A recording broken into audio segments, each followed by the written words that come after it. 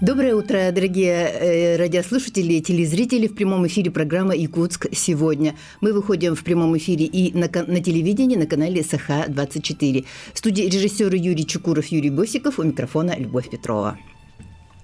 Международный детский фонд «Дети Саха-Азия» существует с 1993 года. Это некоммерческий внебюджетный фонд. Существует за счет благотворительных взносов и собственных средств. И сегодня у нас в студии в прямом эфире представители этого фонда. Елена Щеглова. Здравствуйте, Елена. Здравствуйте.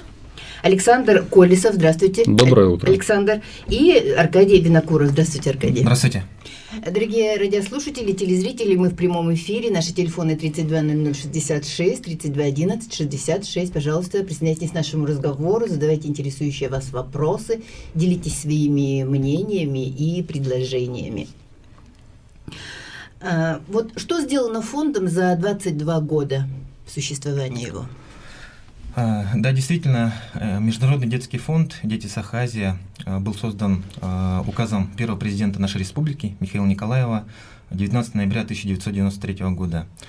И деятельность нашего фонда очень разнообразна, очень интересна и направлена на решение таких проблем детства, как содействие и поддержка детей из малообеспеченных семей, развитие детского массового спорта. Мы поддерживаем детские учреждения, также привлекаем благотворительную помощь и даем эту помощь тем людям, детям, которые в ней нуждаются. Также мы занимаемся реабилитацией детей, которые пострадали от насилия и жестокого обращения. Ежегодно, начиная с 2000 года, фонд проводит конкурс «Лауреат премии Международного детского фонда «Дети Саха-Азия». В рамках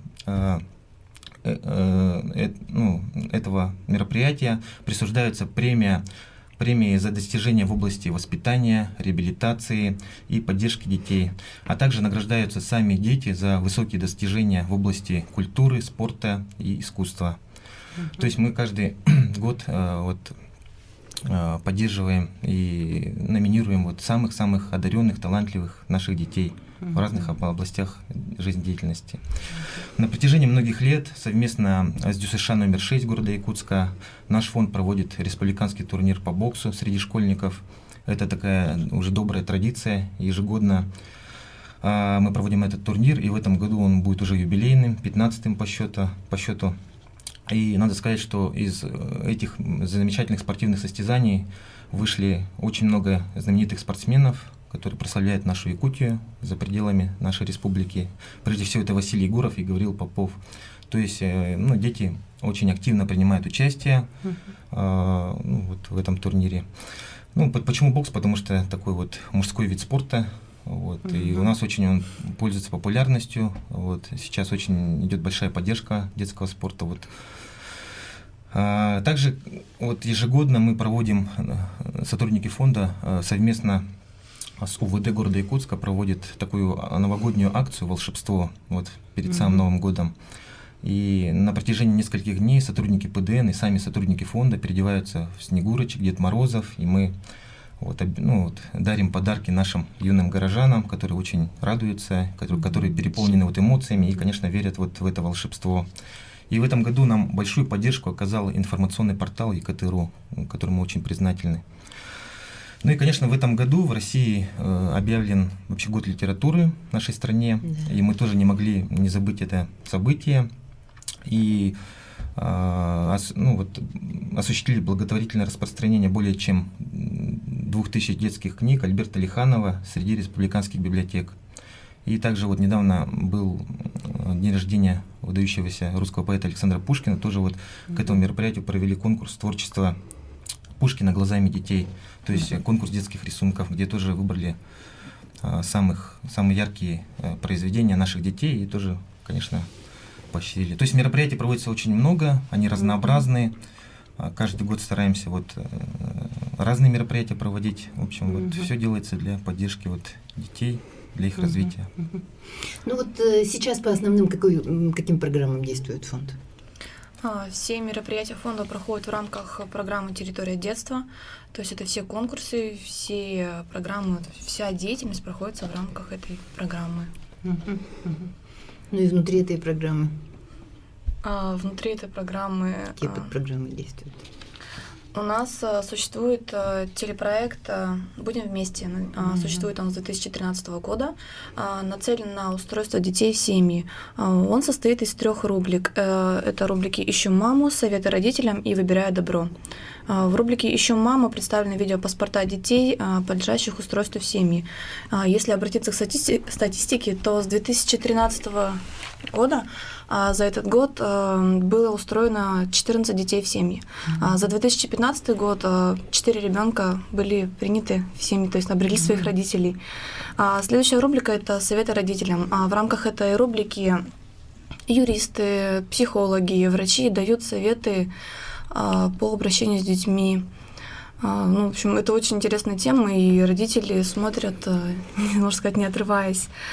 Рубрика «Выбирая добро» показывает жизнь этих самых приемных семей, которые взяли на воспитание детей, сирот или детей, оставшихся без попечения родителей. Также там представлены различные детские мероприятия. Герои программы делятся опытом и семейными ценностями, и, несмотря на все трудности жизни, остаются очень жизнерадостными и творческими личностями. Рейтинги программы растут, она вызывает интерес у зрителей, и это помогает детям обрести новый дом. Ну вот у нас существует Центр по устройству детей в семью, вы совместно с центром сотрудничаете, да? Или у вас отдельно? Это все проходит совместно с центром устройства детей в семью. То есть они нам представляют детей, мы их снимаем, мы показываем по телевидению. По рекомендации центра. Да, по рекомендации центра. Я хочу добавить, что этой весной мы создали программу, которая называется «Дорогу и добра». В рамках этой программы 40 детей из Амгинского и Мегино-Кангаласского улуса. Хочу отметить, что это дети из не совсем благополучных семей. Они приехали в Якутск, где для них была организована культурно-образовательная и в то же время развлекательная программа. То есть в течение нескольких дней ребята жили в центре города, и каждое утро их забирал автобус и возил по разным интересным местам, по музеям, Национальный художественный музей, Институт Мамонта, Институт геологии. Обедали очень хорошо в ресторане, узнали очень многого, ходили в боулинг, в кинотеатр, разумеется, в магазин. Им очень понравилось. А сколько детей это было?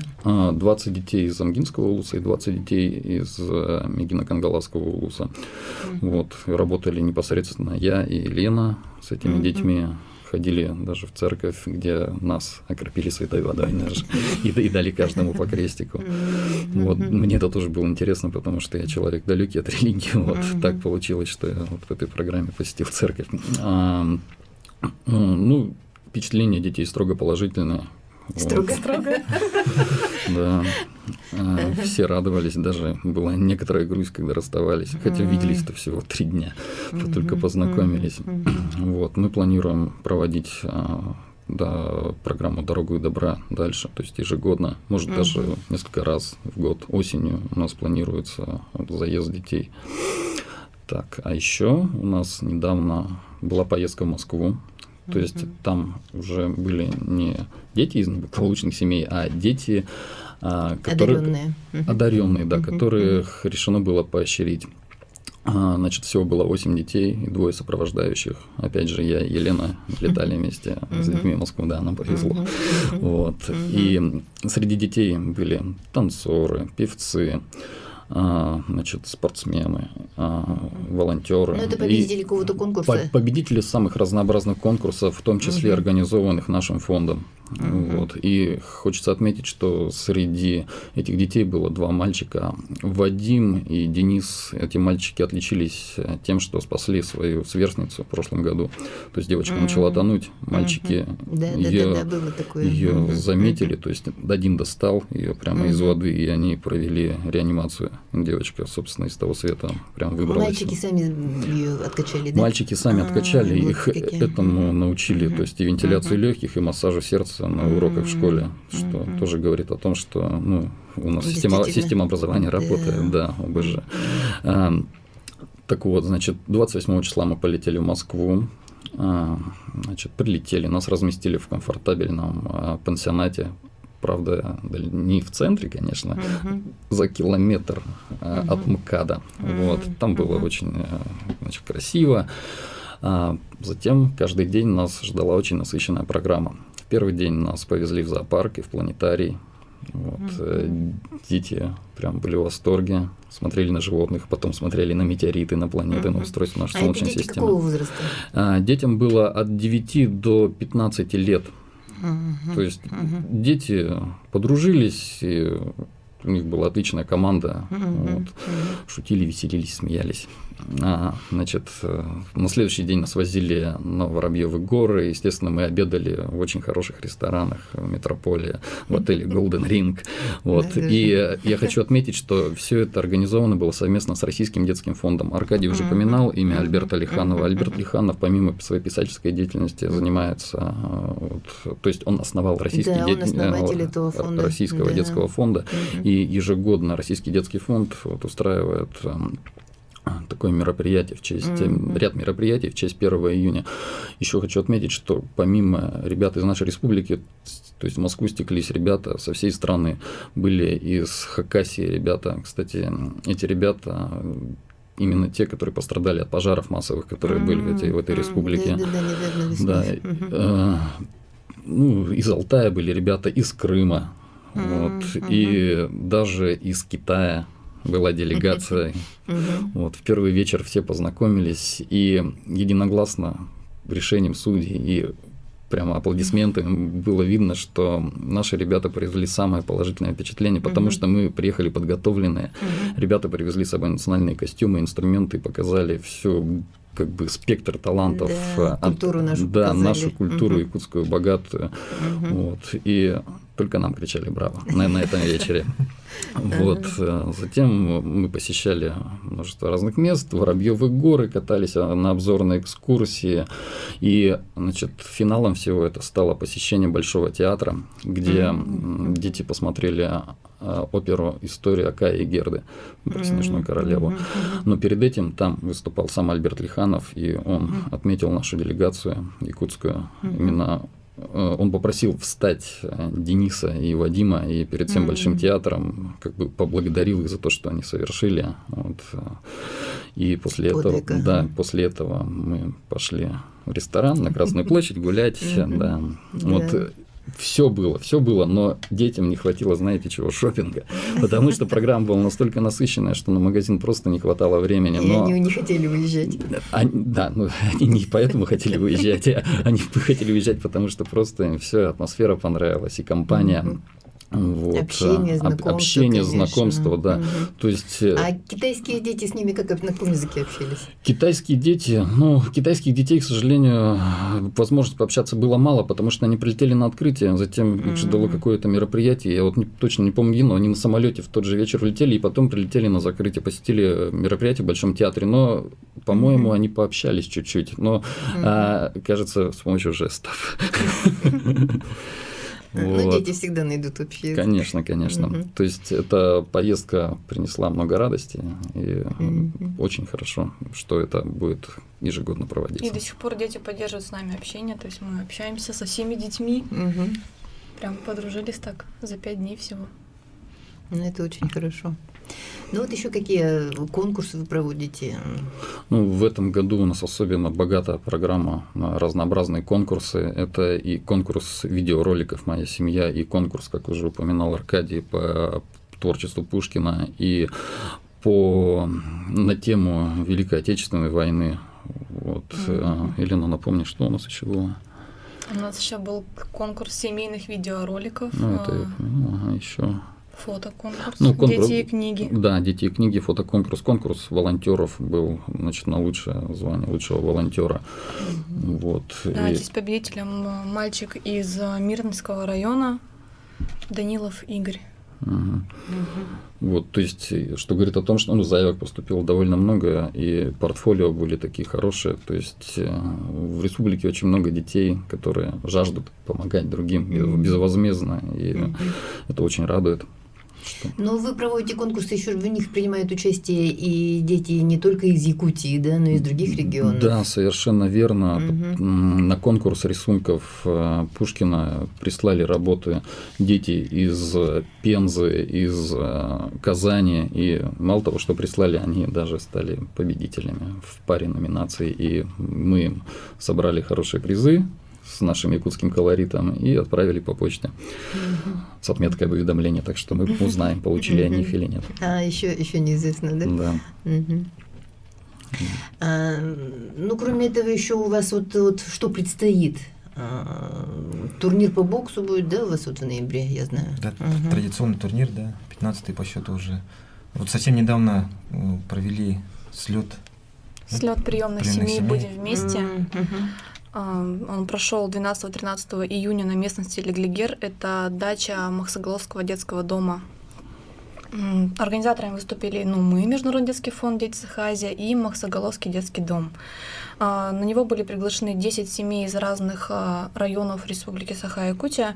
В течение 2 дней семьи проходили психологические тренинги, они присутствовали на лекциях юристов, сотрудников правоохранительных органов. Родителям очень понравились лекции, сказали, что это очень актуальные темы. Пока родители были на лекциях, у нас с детьми занимались активисты Центра по работе с волонтерами. Дети даже сказали, что они немного устали от волонтеров, столько их было много. Дети были размещены в палаточном городке, обеспечены горячим питанием, то есть там... Очень хорошим питанием. Да, очень хорошим питанием были обеспечены. Слет оставил множество положительных впечатлений у семей и организаторов. То есть до сих пор нам приходят приятные отзывы о нашей работе. Надеемся, что этот слет станет традиционным и будет продолжаться долго-долго. И мы хотим, чтобы больше семей там приняло участие, чтобы как можно больше семей взяли себе детей, возможно, даже с помощью телепередачи, которую мы выпускаем и в следующем году, потому что наши мощности, наши общие мощности с детским домом, то есть позволяют пригласить больше семей. То есть в этот раз был первый раз, и мы могли гораздо больше семей принять. Мы хотим, чтобы у нас было больше участников. Да. Ну вот про приемные семьи хотелось бы сказать. У нас телефонный звонок. Алло. Здравствуйте. Здравствуйте. Здравствуйте. Это вас беспокоит пенсионерка Федорова. Вот каждый день я слышу по радио, передают: девочка, прикованная к постели, мать Слепцова просит помочь. Вот этот фонд помогает таким детям деньгами. Ей нужна операция в Корее. Вот она просит помощи. И по радио каждый день передают, чтобы помогли ей.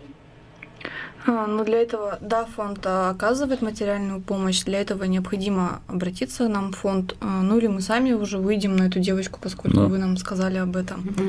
Мы выйдем и переговорим с родителями, узнаем об их ситуации. То есть мы уже помогали в аналогичных ситуациях, когда требуется помощь неотложная. Мы даже организовали аукцион благотворительный. У нас продавались галстуки. Это все было на площадке Дневники ИКТ.ру. Мы выручили некоторую сумму, может, не столь значительную, но тем не менее она пошла точно по назначению к многодетной матери, которая воспитывает мало того, что много, но среди этих очень больные дети есть. Я имя, к сожалению, не помню, но она проживает в поселке Марха. Спасибо за вопрос. Да, спасибо за звонок. И благодаря этому звонку этой семье будет оказана помощь. Да. Так, на чем мы остановились? Мы говорили о магазине к радости. Да. В прошлом году наш фонд создал магазин по так называемый charity shop. Это такой принцип, когда люди приносят вещи в магазин, а магазин их продает по цене такой совершенно символичной. Вещи должны быть новые или почти новые. В хорошем состоянии. В хорошем состоянии. То есть это не стандартный секонд-хенд, то есть где только одежда, но там в магазине представлена и утварь разнообразная, и игрушки, и книжки, и компакт-диски, и все, что может заинтересовать покупателя, не очень обеспеченного покупателя, скажем так. Скажите адрес, может быть, люди... В данный момент магазин находится по адресу Богатырева 11/1, а на первом этаже организация инвалидов «Феникс». То есть изначально магазин был в торговом центре «Силуэт», но в силу определенных, в том числе финансовых причин, нам пришлось оттуда съехать. Вот. И теперь магазин находится по адресу Богатырева 11/1. Приходите, Да, покупайте, так что, приносите вещи. Туда можно приносить ненужные, но хорошие вещи. Да. Да. Или тем, кто желает помочь. Разумеется. И, конечно же, И тем же, кто нуждается. Да, и просто пожертвования, потому что Просто все пожертвования, пойдет на благое дело. Да. Ну вот у вас раньше был еще, я знаю, летний лагерь, да, вот что с ним? Летний лагерь Булус был передан Хангаласской администрации. Усадьба Булус. Усадьба Булус. Спасибо. Сейчас к нам поступает очень много звонков по поводу устройства детей в этот лагерь, но, к сожалению, мы не можем устроить и отправляем всех на номер телефона Хангаласской администрации. Я предлагаю его озвучить. Пожалуйста, скажите. 8 914 287 2003. По этому номеру телефона можно будет записать детей в детский лагерь «Усадьба Булус». И там принимают детей со всей республики или только... Любых детей. Любых детей принимают, Любых. да. Всех А вот желающих. сейчас еще не поздно, да? Да, еще не поздно. Еще будут смены дальше. А уже началась смена. Ну да, я думаю, первая смена уже началась. Вот 70-летие Победы, вот какие у вас мероприятия были к Победе, к Дню Победы, к юбилею Победы? У нас сейчас, то есть конкурс назывался у нас «Строки, опаленные войной». Вот. Конкурс был такой. Конкурс чтецов. Строки, опаленные войной. Дети читали стихи. Прибыло очень много детей, больше сотни детей.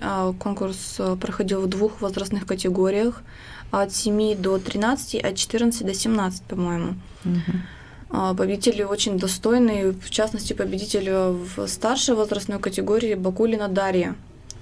Дарья читала стихотворение. Кстати, Дарья участвовала в поездке в Москву. Там также прочитала это стихотворение, и потом очень много людей подходило и говорило, что Дарья читала прям до слез. Ну, правда, я слушаю, такие прям мурашки по коже были. Очень хорошо читала. Конкурс прошел при поддержке Министерства образования, прошел в детской библиотеке. Ленина 1. И на сайте, кстати, есть у вас же, да? Да, вся информация по конкурсам, которые прошли, которые будут, победители, положения, все на нашем сайте sahaazia.ru. Также там можно будет посмотреть телепрограмму «Будем вместе», о которой я говорила ранее. Там все выпуски и видеопаспорта детей. Также можно посмотреть. Сайт ежедневно обновляется, заходите, читайте новости.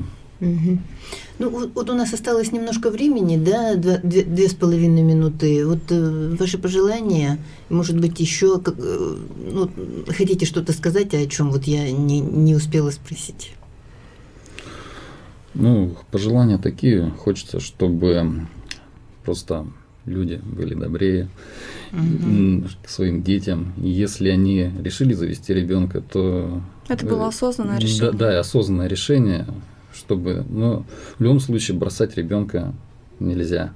Ну, потому что мы сейчас, основная наша деятельность направлена на усыновление. Хотелось бы вот это сказать, что, по-моему, это просто недостойно человека бросать ребенка в детском, после родов сразу в детском доме, каким бы он ни был. Потому что это очень печально, и я хочу предостеречь всех мам, отцов от такого поведения. И хотелось бы, чтобы было больше добрых людей, которые готовы взять таких детей к себе в семьи и относиться к ним как к родным. Это очень... Вот, кстати, вот, если говорить вот об усыновлении, такое существует, расхожее мнение, что берут в основном только маленьких детей, что вот уже детей школьного возраста, подростков не берут. Это не так, да? Это не так. Детей берут разного возраста. То есть это может быть и маленький ребенок, это может быть и ребенок-подросток, которому также нужна помощь и также нужна любовь родителей. И даже бывает, что и берут несколько детей, да, из одной семьи. Да, бывает, братья, что берут сестер. несколько, по 2, по 3 ребенка, которые родные друг другу, их берут в семьи, и это очень хорошо, что детей не разделяют. Спасибо. Я благодарю вас за участие в нашем эфире, а нашим телезрителям и радиослушателям напомню, что в прямом эфире приняли участие представители Международного детского фонда «Дети Саха-Азия». Спасибо за внимание. Спасибо. Дорогие радиослушатели, мы прощаемся с вами и телезрители, и прощаемся с вами и желаем вам всего самого доброго. До встречи.